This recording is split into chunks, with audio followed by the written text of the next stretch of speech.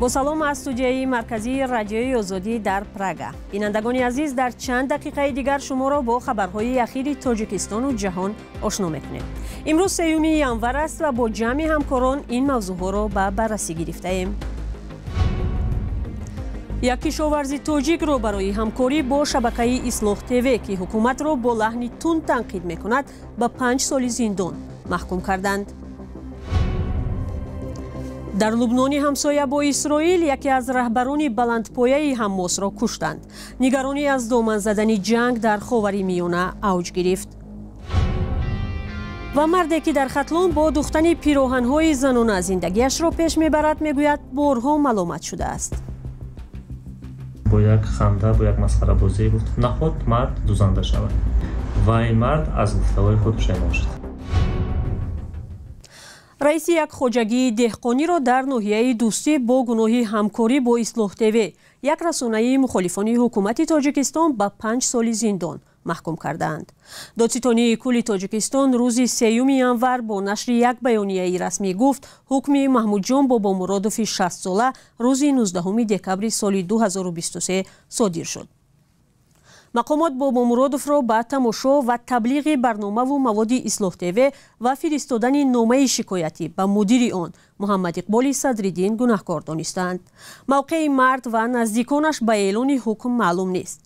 دادگاه عالی تاجیکستان اصلاح نت را وبسایت افراطی اعلام کرده است. در نامه‌ای که سامانه اصلاح تیوی 2 آگوست سال گذشته نشر کرد، از کمبود آب در ناحیه دوستی ولایت ختلان کاری رئیس ناحیه و رئیس جماعت نوزمین شکایت شده است.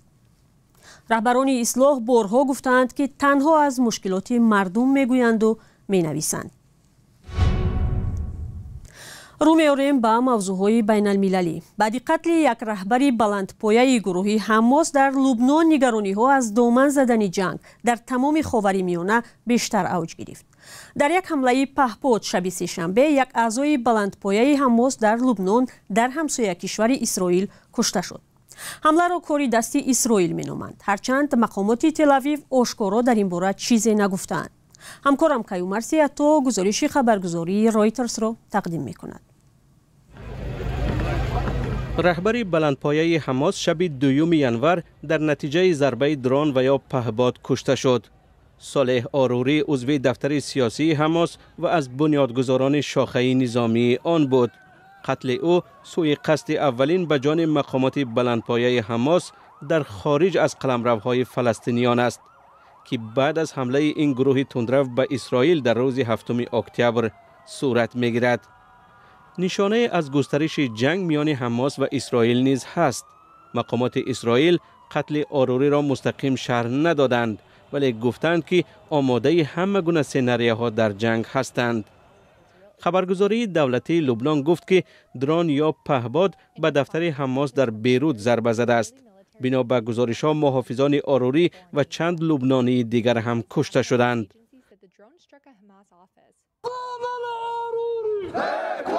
قتل آروری سبب تظاهرات در کرانه غربی شد. نجیب میقاتی نخست وزیر موقت لبنان حمله را یک جنایت نو اسرائیل نامید و گفت که هدف آن کشیدن لبنان به جنگ است. او همچنین از مقامات کشورش خواست که رسما به شورای امنیت سازمان ملل شکایت کنند. سخنگوی دبیر کل سازمان ملل ضربه را فوق‌العاده نگران کننده خواند. بنابر شدت گرفتن تنش‌ها و افزایش کننده منطقه، ما از تمام طرف‌ها می‌خواهیم تا حد ممکن خویشتن‌داری نشان دهند. ما هیچ گونه شتاب و شتابکاری نمی‌خواهیم که سبب افزایش خشونت شود.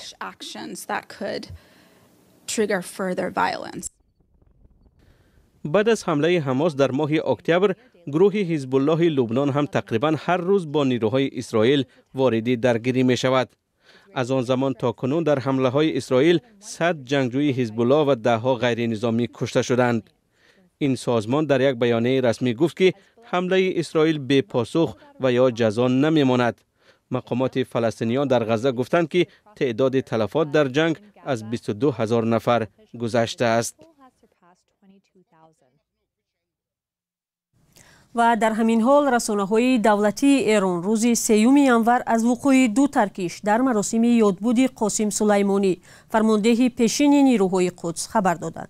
میزان روز چهارشنبه نوشت که در ترکش‌ها در شهر کرمان دست کم 70 نفر جان باختند. ایرنا میگوید بیش از 100 نفر دیگر مجروح شدند. قاسم سلیمانی ماه ینوری سال 2020 در حمله هوایی نیروهای آمریکا در نزدیکی بغداد کشته شده بود. برمیگردیم به تاجیکستان. در ناحیه واسه ولایت ختلان ماشین خدمتی سرداری امانت بانک آتش گرفته است. حالا معلوم نیست که حادثه تصادفی است یا عملی برق است یا نه. سوختاری ماشین های خدمتی منصبداران باری اول نبوده است. سال گذشته ماشین دادستانی ناحیه هم آتش گرفته بود. درباره حادثه اخیر محمود جان رحمتزاده تفصیلات می‌دهد. مفتشان در ولایت ختلان تحقیق دارند که ماشین خدمتی رئیس نمایندگی امانت بانک در ناحیه واسه در نزد خانه‌اش خود به خود آتش گرفت و یا کس برقصدانه سوزاند. حادثه شب 26 و 27 دکبر سال 2023 روی داده است. یک منبع در شعبه کارهای داخلی ناحیه واسه روز 3 ینور به رادیو آزادی گفت هنوز خلاصه سنجش را نگرفته‌اند. بعضی از پارچه‌های سوخته ماشین را برای تشخیص بردند. دقیق خواهند کرد که سبب حادثه چیست.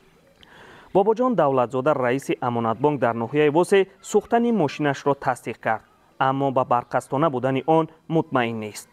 وی روز 3 ینور گفت اوپل زفیر خدمتی او نقص الکتریکی داشت و پیش از حادثه به نزد اوستا برده بود.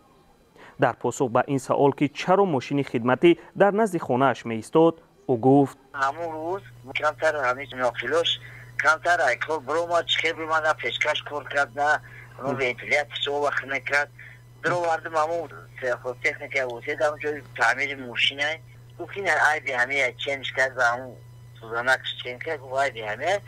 رئیس نمایندگی امانت بانک در ناحیه واسه گفت همان شب نیروی برق نداشتند و دوربین‌های نظارتی نیز کار نمی‌کردند. کامera داره کامera را نگاه میگه توریکی تو نگم شما میتایی چی نیست.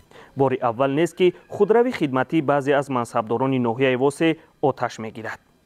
1 سال قبل ماشین خدمتی دادستان ناحیه در محله شمس‌الدین شاهین کلاب آتش گرفته بود.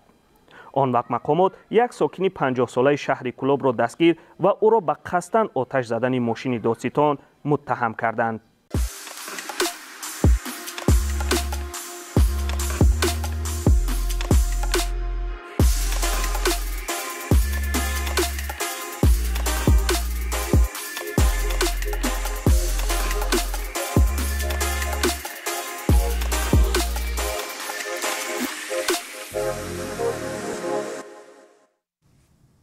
سازمان ملل متحد میگوید در افغانستان همسایه با تاجیکستان در هر 2 ساعت یک زن هنگام تولد جان می‌دهد و این کشور از نظر مرگ و میر مادر و کودک در جهان در یکی از مقام‌های اول است. فقر و کمبزاعتی، بازگشت طالبان به قدرت و رسم و سنت‌های قدیمه و ارتجاعی از سبب‌های این مصیبت زنان و مادران در افغانستان بوده است. همکارم طاهر سفر گزارش می‌دهد. این تولدخانه در مرکز ولایت خوستی افغانستان است. بانوان از گوشه‌های دور و نزدیک ولایت برای زایمان به اینجا می‌آیند. مانند چنارگل که یکی از نوزادان دوگانی‌کش را نتوانستند نجات بدهند. یکی از کودکانم را نجات دادند. حالش خوب است. به من گفتند از بس که آب زیاد رفته بود دخترم ففتید. شفاخانه را مؤسسه امدادی طبیبان بدون مرز مدیریت و کمک می‌کند. مسئولان شفاخانه می‌گویند اکثر مادرانی که هنگام زایمان جان می‌دهند آنهایی هستند که با تأخیر به بیمارستان می‌آیند. مشکل عظیم این است که بیماران را اینجا سری وقت نمی آورند و ما دیگر قادر نیستیم آنها را از مرگ نجات دهیم. جان باختن حتی یک بیمار هم برای ما بسیار غم انگیز و دلرش کننده است. در این تولدخانه 100 پرستار برای نجات مادران و نوزادانشان شب و روز کار می‌کنند. آن هم در خوست، ولایت محافظه‌کاری که در میان برخی از مردم سیر فرزندی مایه افتخار به شمار می رود. مایه افتخاری که بهایش جان مادران است. شرایط اینجا به حد سخت است که گاه طبیبان از میان نوزاد و مادر فقط یکی را می توانند نجات بدهند. اسلام بیبی از مهاجران است که چند پیش از پاکستان اخراج شده است. او که سیگانک به دنیا آورده است از فقر و ناداری شکایت می کند. дар покистон будам ки баъди ташхис ба ман гуфтанд ки сегоник дорам. баъдан моро ихроҷ карданд. мо 40 сол онҷо будем. вақте инҷо омадам гуфтам ки ин чӣ гуна ҷой аст? як ҷои ношинос барои ман. ҳоло беморам, шавҳарам ҳам пул надорад. дар пактиё дар вилояти ҳамсоя бо хуст ва инҷо дар шаҳри гардез ин таваллудхонаро кумитаи имдодии Норвегия барои Афғонистон сохтааст. марказе ки тамоми кормандону табибонаш занон ҳастанд. ба беморон ройгон хидмат мерасонанд. дар ин вилоят махсусан дар манотиқи дурдастиён бисёре аз занон ба сабаби расму анъанаҳои қадима дар хона ва бо кӯмаки доя таваллуд мекунанд. бахусус дар ин ҷо бисёриҳо ҳамсари худро ба назди табиби мард намефиристанд. барои ҳамин ҳамаи кормандони ман занон ҳастанд. кумитаи имдодии Норвегия барои Афғонистон мегӯяд дар ин кишвар аз миёни ҳар 100 000 зан ҳангоми таваллуд 5 000 нафари онҳо мемиранд. созмони милал мегӯяд дар Афғонистон дар ҳар 2 соат як модар ҳангоми зоимон ҷон медиҳад ва ин кишвар аз назари маргу мири модарон дар ҷаҳон дар яке аз мақомҳои аввал аст. тақрибан нисфи аҳолии тоҷикистон ҳам занонанд ва касби хаётӣ ё дузандагӣ серталабтарин шуғл миёни онҳост. аммо дар ин байн мардоне ҳам ҳастанд ки бо духтани пироҳан ё либос барои занон зиндагии худро пеш мебаранд. ҳарчанд ин кор дар ҷомеаи суннатӣ барояшон осон нест ва гоҳе маломат мешаванд. бо рӯзгори яке аз ин мардони дузанда дар гузориши ҳамкори мо Хиромон Бақозода шинос мешавем. Файзали Аҳлиддинов ба сӯи коргоҳаш мешитобад. ӯ ягона марди дузанда дар водии Вахш аст. либосҳои занона медузад. мегӯяд аз 12 солагӣ барои духтани тоқии арӯсӣ ба холааш ёрӣ медод ва зуд ба ин кор дил баст. борҳо маломат шунидааст, аммо пайвандон ба хусус модараш ӯро барои идомаи дузандагӣ ташвиқ карданд. аввалин куртае ки ман духтам барои модари худ буд ва рости гап хатобӣ дошт, лекин ман дар чеҳраи модари худ ягон зиқи, ягон чӣ надидам. вай гуфт нағз ба ман маъқул як хурсандиро дидам ва модари ман ҳам маломати қатъие нағз дод. давраҳои кӯтоҳи дузандагиро дар Душанбе ва шаҳри Алматои Қазоқистон гузаштааст. нақл кард ки пайваста ҷараёни мудро дар Тоҷикистону минтақа пай мегирад ва вобаста ба он ба муштариёнаш пешниҳод ҳам медиҳад. аммо дар Тоҷикистон ки аксари оилаҳо суннатӣ ҳастанд, ба мардон иҷрои корҳои ба истилоҳ занона осон нест. духтани либоси занона аз ин қабил корҳо ба шумор меравад. омаданд як оила, гӯя ман мешавад зану шавҳар бо як кӯдак, вақте ки дар омаданд шавҳар бо як инхел, бо як ханда, бо як масхарабозӣ гуфт нахот мард дузанда шавад. он командае ки бо ман кор мекарданд, онҳо якчанд мисол оварданд ки вай мард аз гуфтаҳои худ пушаймон шуд. дар ин миён заноне низ ҳастанд ки барои духтани куртаи худ ба Файзалӣ шарт мегузоранд. суннатӣ ҳастанд, занҳое ки дар дин сахт ҳастанд, онҳо мегӯянд, онҳо як хоҳиш доранд ки вақте ки мо андоза мегирем, онҳо мегӯянд ки андозаи моро ягон зан гирад, лекин шумо дузед.